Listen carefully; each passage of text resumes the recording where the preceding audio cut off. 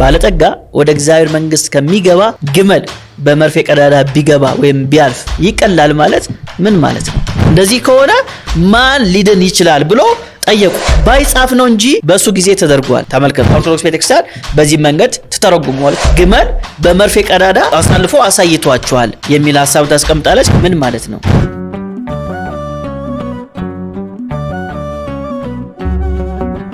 ከእግዚአብሔር ከአባታችን ከጌታም ከኢየሱስ ክርስቶስ ጸጋ ሰላም ምሕረት በያላችሁበት ይብዛላችሁ። ምን ማለት ነው የተሰኘው መርሃ ግብራችን ነው ጀምረናል። በዚህ መርሃ ግብር ላይ አንዳንድ የመጽሐፍ ቅዱስ ክፍሎች ለመተርጎም የሚያስቸግሩ ወይም ጥያቄ የሚያስነሱ እንደው ምን ለማለት ተፈልጎ ነው ብላችሁ እንደ ጥያቄ የምታነሱትን እንደ እግዚአብሔር ፍቃድ ምላሽ የምንሰጥበት መርሃ ግብራችን ነው። ለዛሬ እንግዲህ ይዤላችሁ የመጣሁት ማቴዎስ ወንጌል ምዕራፍ 19 ቁጥር 24 ላይ ያለውን ቃል ይሆናል። ቃሉንም እንደዚህ አነባዋለሁ። ዳግመኛ እላችኋለሁ ባለጠጋ ወደ እግዚአብሔር መንግስት ከሚገባ ግመል በመርፌ ቀዳዳ ቢገባ ይቀላል አለ። ስለዚህ ዛሬ የምናየው ይሄን ነው። ምን ማለት ነው? ባለጠጋ ወደ እግዚአብሔር መንግስት ከሚገባ ግመል በመርፌ ቀዳዳ ቢገባ ወይም ቢያልፍ ቢሾልክ ይቀላል ማለት ምን ማለት ነው የሚለውን ሐሳብ እንፈተዋለን ማለት ነው። አውዳዊ ለማድረግ ትንሽ ከፍ ብዬ ለማንበብ ልሞክር። አንድ እንግዲህ ባለጠጋ የሆነ ሰው ወደ ጌታችን ወደ ኢየሱስ ክርስቶስ ይመጣና ጥያቄ ይቀርበዋል። እንደዚህ በማለት ቁጥር 16 ላይ የዘላለም ሕይወት እንዳገኝ ምን መልካም ነገር ላድርግ አለው። እርሱም ስለ መልካም ነገር ለምን ትጠይቀኛለህ? መልካም የሆነ አንድ ነው። ወደ ሕይወት መግባት ብትወድ ግን ትእዛዛትን ጠብቅ አለው። እርሱም የትኞቹን አለው? ኢየሱስም አትግደል፣ አታመንዝር፣ አትስረቅ፣ በሐሰት አትመስክር፣ አባትና እናትን አክብር፣ ባልንጀራህንም እንደራስህ ውደድ አለው። ጎበዙም ይህንማ ሁሉ ከሕፃንነቴ ጀምሬ ጠብቄአለሁ፣ ደግሞስ የሚጎድለኝ ምንድን ነው አለው። ኢየሱስም ፍጹም ልትሆን ብትወድ ሂድና ያለን ሽጠ ለድሆች ስጥ፣ መዝገብም በሰማያት ታገኛለህ፣ መጥተህም ተከተለኝ አለው። ጎበዙም ይህን ቃል በሰማ ጊዜ ይህን አስምሩልኝ። ጎበዙም ይህን ቃል በሰማ ጊዜ ብዙ ንብረት ነበረውና እያዘነ ሄደ። ኢየሱስም ለደቀ መዛሙርቱ እውነት እላችኋለሁ ባለጠጋ ወደ እግዚአብሔር መንግስት ከሚገባ ወይም መንግስተ ሰማያት ከሚገባ ግመል በመርፌ ቀዳዳ ቢሾልክ ይሻላል የሚልን ሐሳብ ጌታ ሲናገር እናነባለን ማለት ነው። ታዲያ ባለጠጋ የእግዚአብሔር መንግስት ከሚገባ ግመል በመርፌ ቀዳዳ ቢያልፍ ማለት ምን ማለት ነው ከተባለ ይህንን በተለያየ መንገድ አድርጌ ላስቀምጥላችሁ። የተለያዩ ኮሜንተሪዎች አሉ፣ የተለያዩ ትርጉሞች አሉ። እነዚህ ትርጉሞችን አንድ ባንድ አድርጌ ላስቀድምላችሁ። ትራዲሽናል የሆነ ትርጉም አለ። ይሄ ትራዲሽናል ትርጉሙ ኦርቶዶክስ የምትጠቀመው ትርጓሜ አለ። በዚህ የማቴዎስ ወንጌል አንድምታ አላት ኦርቶዶክስ ቤተክርስቲያን። በማቴዎስ ወንጌል አንድምታዋ ላይ ይህን ሐሳብ ታሰፍራለች። እንደዚህ ትላለች። ዳግመኛ ባለጸጋ መንግስተ ሰማያት ከሚገባ ግመል በመርፌ ቀዳዳ ቢያልፍ ይቀላል ብዬ እነግራችኋለሁ። ሀተታ ባይጻፍ ነው እንጂ በሱ ጊዜ ተደርጓል። ተመልከቱ። ባይጻፍ ነው እንጂ በእርሱ ጊዜ ተደርጓል። በሱ ጊዜ ሳልተደረገም ደቀ መዝሙሩ ታዲዮስ ያደረገውን መናገር ነው። ይህን ሲያስተምር ነጋዴያን ግመል ጭነው መጡ። በቃል ያስተማርከንን አድርጋ አሳየን አሉት። አንጥረኛ ወንዳጅ ነበረውና መርፌ ስደድልኝ አለው። ነገሩ አስቀድሞ ሰምቷልና ቀዳዳውን አስፍቶ ሰደደለት። ምን ቢሰፋ ግመል ያሳልፋል፣ ያንተም ዋጋ እግዚአብሔር አያስቀርብህ። እንደ ጥንቱ አድርገ ስደድልኝ አለው። እንደ ጥንቱ አድርጎ ሰደደለት። 3 ጊዜ እያመላለሰ አሳይቷቸዋል ይላል። ተመልከቱ። አሁን ምንድነው የሚለው ትርጓሜው ወይም አንድምታው? ይሄ በታዲዮስ ጊዜ ተደርጓል። ነጋዴው ስለሰሙ ይሄን ነገር ግመል አመጡና እስቲ ያሳልፍ አሳየን አሉት። ከዛ እሱም ደግሞ ያው መርፌውን አመጣና 3 ጊዜ ምን አደረገ? ግመሏን አሳለፋት ማለት ነው። በምኑ በመርፌ ቀዳዳው። በመርፌ ቀዳዳው 3 ጊዜ ግመልን አሳልፏልና ሊትራል አድርጎ ይረዱታል። እንደዛ ይሄን ነገር ሀፕን ሆኗል ብሎ ይረዱታል። ከዛ ደግሞ መንፈሳዊ ትርጓሜውን ደግሞ ይናገራሉ። ምንድነው የሚሉት? አንድም ይሉና አይሁዳዊ አምኖ ተጠምቆ መንግስተ ሰማያት ቢገባ አረማዊ አምኖ ተጠምቆ መንግስተ ሰማያት ከገባ ይቀላል ብዬ እውነት እነግራችኋለሁ። አይሁዳዊ አያደርገውም፣ አረማዊ ያደርገዋል ማለት ነው። አረማዊ ማለት ያው አሕዛቡ እንደማለት ነው። አይሁዳዊ ወደ እግዚአብሔር መንግስት ከሚገባ አሕዛቡ ቢገባ ወይም አረማዊ ቢገባ ይቀላል ማለት ነው ብላ ኦርቶዶክስ ቤተክርስቲያን በዚህ መንገድ ትተረጉመዋለች ወይም ትፈተዋለች። አንደኛ ሊትራሊ ነገርየው ሀፕን አድርጓል። ግመል በመርፌ ቀዳዳ አሳልፎ አሳይቷቸዋል የሚል ሐሳብ ታስቀምጣለች። ከዛ ደግሞ መንፈሳዊ ትርጓሜዋ ምንድነው? አይሁዳዊ ወደ እግዚአብሔር መንግስት ከሚገባ አረማዊ ወደ እግዚአብሔር መንግስት ቢገባ ይቀላል ማለት ነው የሚል ትርጉምን ታስቀምጣለች። ሌሎቹስ ምን ብሎ ያስቀምጣሉ ከተባለ ሁለተኛ ትርጓሜውን ደግሞ በተለይም የመጽሐፍ ቅዱስ አጥኞች ሊቃውንቶች ይህን ክፍል እንዴት ነው የሚረዱት ከተባለ የመጀመሪያው ትርጉም ይሄ ነገር ኢየሱስ ክርስቶስ በነበረበት ጊዜ የመርፌ ቀዳዳ የሚባል በር ነበር ተብሎ ይታመናል። ደጅ ነበር ተብሎ የሚያምኑ ሰዎች አሉ። ደጅ ነበር ብሎ ያምናሉ እና እዚህ ፒክቸሩ ላይ እንደምታዩት ስሞል ጌት ይባላል ወይም ኒድልስ አይ ጌት ይባላል። ኒድልስ አይ ጌት ምን ማለት ነው? የመርፌ ቀዳዳ ደጅ እንደማለት ነው። የመርፌ ቀዳዳ ደጅ እንደማለት ነውና እንደዚህ የሚባል ደጅ ነበር በኢየሩሳሌም፣ የመርፌ ቀዳዳ ደጅ የሚባል ነበር ብሎ ይናገራሉና ግመል ሲመጣ ወደ ከተማው ለመግባት በዚህ በር አድርጎ በዚህ ደጅ አድርጎ ግመል ሲመጣ የተሸከመውን ነገር ሁሉ ምን ማድረግ አለበት? ማውረድ ይጠበቅበታል። በዛ በር ለማለፍ ጠባብ ነው እንግዲህ እንደምታዩት ፒክቸሩ ላይ፣ በዛ ለማለፍ የተሸከመውን ነገር ሁሉ ምን ማድረግ አለበት? ማራገፍ አለበት። ማራገፍ ብቻ አይደለም ዝቅ ብሎ ማለፍ የሚችለው ግመሉ መጀመሪያ ሸክሙን ማራገፍ አለበት።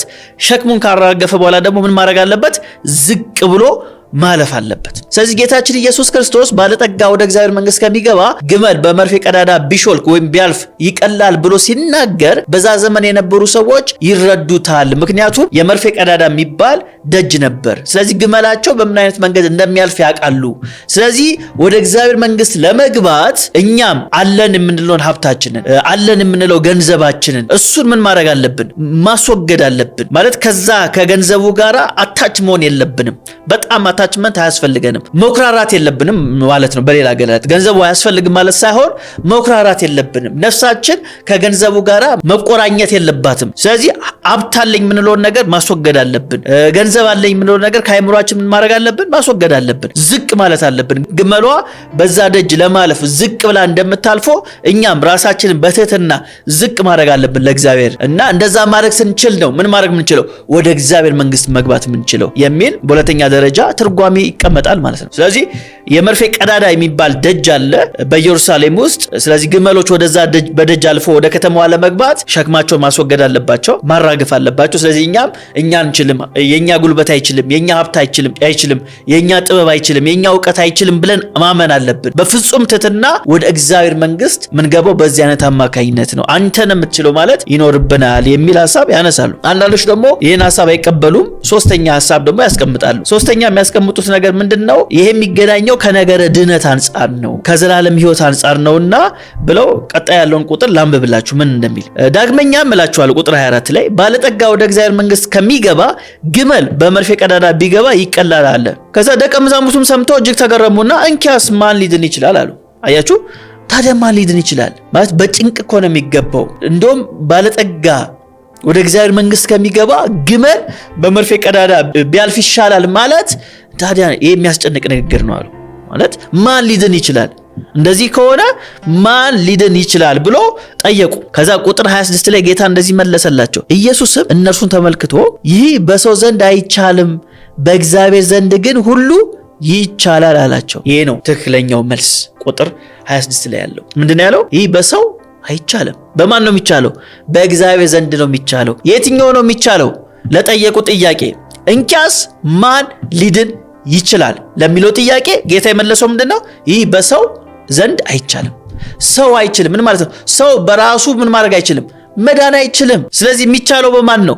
በእግዚአብሔር ዘንድ ነው የሚቻለው፣ ወይ በእግዚአብሔር ነው የሚቻለው። ስለዚህ ምንድነው ሐሳቡ ከተባለ ሰው ልጅ በጥረቱ በገንዘቡ ብዛት በእውቀቱ መዳን አይችልም። ስለዚህ ለመዳን ምን ያስፈልጋል? የእግዚአብሔር ጸጋ ያስፈልጋል ማለት ነው። ባለጠጋ ወደ እግዚአብሔር መንግስት ከሚገባ ግመል በመርፌ ቀዳዳ ያልፋል ማለት ገንዘብ አያስፈልግም ማለት አይደለም። ወይም ደግሞ ሀብታም የሆኑ ሰዎች የእግዚአብሔር መንግስት አይወርሱም ማለት አይደለም። ምክንያቱም መጽሐፍ ቅዱሳችን የሚነግረን ገንዘብን መውደድ ነው የኃጢአት ስር ተብሎ በዚህ በአንደኛ ጢሞቴዎስ ምዕራፍ 6 ቁጥር 9 ጀምሮ ምናነበው ገንዘብን መውደድ ምንድነው? የኃጢአት ሁሉ ስር ነው ይላል። ገንዘቡ አይደለም፣ ገንዘቡን መውደድ ምን ማለት ነው? ለገንዘቡ የማይገባ ፊሊንግ መስጠት፣ እሱን ማፍቀር፣ እሱን መውደድ፣ ከሱ በታች መሆን፣ እርሱን ነው መጽሐፍ ቅዱሳችን የሚቃወመው እንጂ ገንዘቡን አይደለም የሚቃወመው። ወይም ደግሞ ሀብታሞችን፣ ባለጸጋዎችን እግዚአብሔር አይቃወምም። እነሱም የእግዚአብሔር መንግስት የሚገቡበት መንገድ ተዘጋጅቷል። ያ መንገድ ማን ነው? ጌታችን ኢየሱስ ክርስቶስ ነው። ጸጋ ነው። አያችሁ፣ ይሄ ባለጠጋ ወደ ኢየሱስ የመጣው ባለጠጋ ብዙ ሀብት ስለነበረው ኢየሱስ ክርስቶስ ያለውን ነገር ለማድረግ ፈቃደኛ አልነበረም። አያችሁ፣ በሌላ አገላለጥ ምን ማለት ነው? ይሄ ባለጠጋ ነፍሱን ህይወቱን አሳልፎ ለጌታ ለመስጠት አልፈለገም። ንብረቱ የሱ እንደሆነ ነው ያሰበው። እኛ ኢየሱስ ጌታችን ነው ብለን ስንቀበል እኮ አይደለም ንብረቴ እኔ ራሴ ያንተ ነኝ እያልኩ ነው። ስለዚህ እኔ ራሴ ያንተ ነኝ እያልኩ ጌታ መጥቶ ገንዘብን አስወግድ ቢለኝ እንዴት ይሆናል ማለት እችላለሁ እንዴ? አልችልም። ምክንያቱም እኔ ራሱ የማን ነኝ? የጌታ ነኝ። ስለዚህ ባለጠጋ ራሱን ለጌታ አሳልፎ አልሰጠም። ችግሩ እሱ ነው። ስለዚህ ጌታችን ኢየሱስ ክርስቶስ ምንድነው ያለው? በሰው ዘንድ የማይቻል በማን ይቻላል? በእግዚአብሔር ይቻላል። ስለዚህ ዋና ሐሳቡ ምንድነው? መዳን የምትችሉት ጥያቄ ደቀ መዛሙርቱን ጠየቁት። እንኪያስ ማን ሊድን ይችላል ብሎ ለጠየቁት ጥያቄ መልሱ ሰው አይችልም። ሰው በገዛ ጥረቱ በሀብቱ ብዛት መዳን አይችልም። በገንዘባችሁ የእግዚአብሔር መንግስት ልትወርሱ አትችሉም። ይሄን ያህል ሺህ ድሃ ብልቻለሁ ብላችሁ በመንግስተ ሰማያት ቪአይፒ አታገኙ። ይሄን ያህል ህዝብ ረድቻለሁ፣ አግዣለሁ፣ የታመመ ረድቻለሁ፣ የደከመን ረድቻለሁ ብለን ማመልከቻ ማስገባት ወደ መንግስተ ሰማያት አንችልም። እነዚህ ነገሮች መልካም ናቸው፣ መልካም ናቸው። ግን ወደ እግዚአብሔር መንግስት የሚያስገቡ ግን አይደሉም። ወደ እግዚአብሔር መንግስት የሚያስገባን ማን ነው? የጌታችን የኢየሱስ ክርስቶስ የመስቀል ሥራ ብቻ ነው፣ ጸጋ ነው።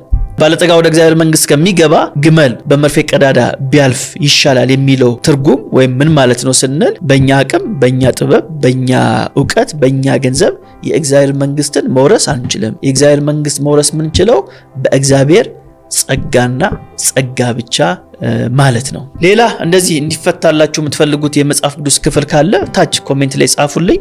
በቀጣይ እናንተን ኮሜንት አንብቤ አንዱ ላይ ደግሞ ምላሽ ሰጣለሁ። የአብ ፍቅር፣ የወልድ ቸርነት፣ የመንፈስ ቅዱስ ኅብረት ከሁላችን ጋር ይሁን።